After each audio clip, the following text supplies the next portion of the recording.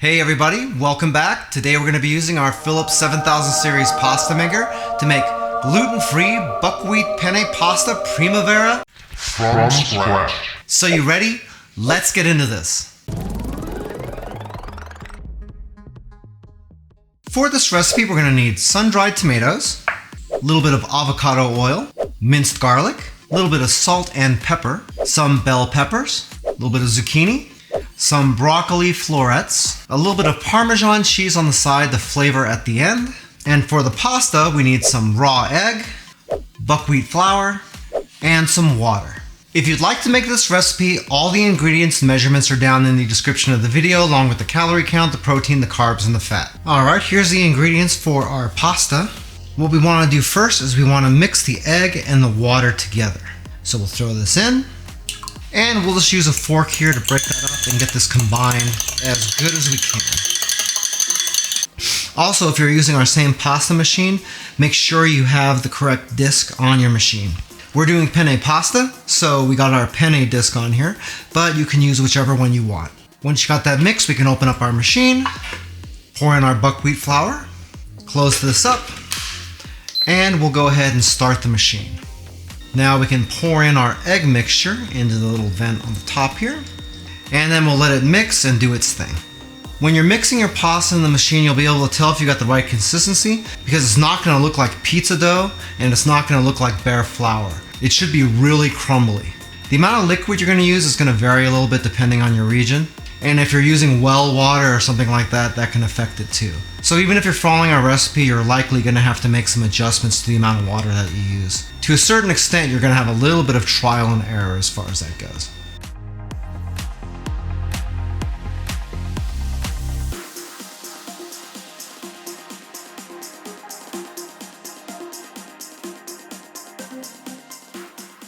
Okay, we want to have two different pans here. We want one to cook our primavera vegetables in, and we want one to cook our pasta in.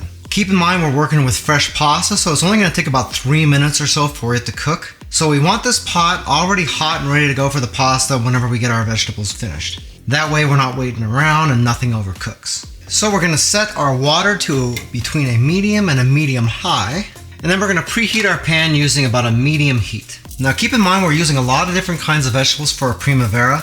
The ones that go in first need to be the ones that take the longest to cook. So we're going to be putting in the broccoli, and then the sun-dried tomatoes, then the peppers, and then the zucchini last. Okay, so we're going to put in our oil first, along with our broccoli. Then we'll add in our sun-dried tomatoes.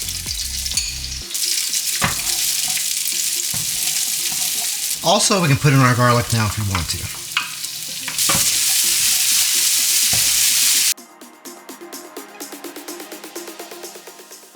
After you let this cook for a couple minutes, you'll start to see that the broccoli is starting to change color a little bit. Once that starts, we can add in our peppers. So we'll throw those in.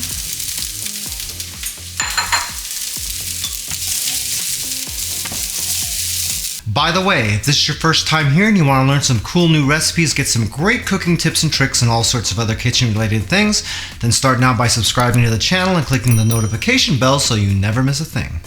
Once you let those peppers soften up a little bit, you can add in your salt and pepper. Just stir that in really good and try to get it evenly distributed.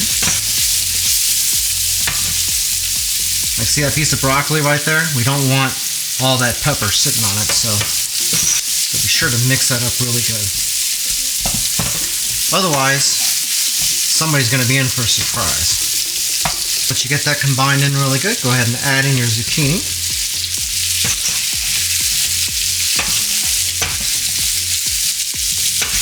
And then we can sort of let this cook a little bit on its own. You can put it down to about a medium-low if you want to, or you can leave it at a medium. As you can see, our water here is already ready for the pasta. And this is just about ready now. It all kind of depends on how you like your vegetables. If you want them a little bit more firm, then you want to cook your pasta sooner.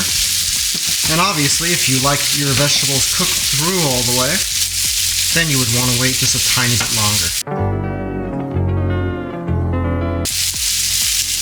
I like a little bit of crunch, so we are pretty much ready for pasta as far as I'm concerned. And then I'm going to throw in all of my pasta here. Keep in mind this is fresh pasta, like I said before. It's going to cook really, really quick.